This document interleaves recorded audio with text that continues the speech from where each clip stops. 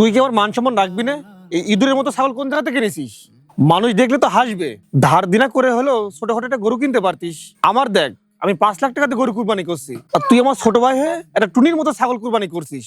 মিয়া ভাই, আমার হালাল উপার্জনের কষ্টে জমানো 15,000 টাকা দিয়ে আমি এই ছাগলটা কিনেছি কুরবানির জন্য। আল্লাহ রাস্তায় কুরবানি করতে হয় সামর্থ্য অনুযায়ী। এখানে ধার দিনা করার কিছু নেই। বিষয় হচ্ছে হালাল না হারাম। তোর এত জ্ঞান দেওয়ার দরকার নেই। তোর টুনি ছাগল নিয়ে ওইদিকে যা।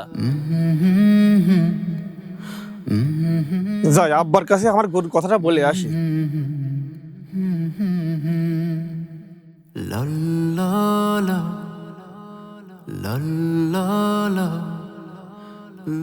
বাবা, আপনি আমল করছেন? আপনার সাথে একটু কথা ছিল আমার। বাবা, আমি তো 5 লাখ টাকাতে গরু কুরবানি করছি। আলহামদুলিল্লাহ, সে তো খুব ভালো কথা। কিন্তু বাবা আকবর, তোমার তো বেতন 20,000 টাকা, তুমি এত টাকাতে গরু কুরবানি করছো কিভাবে?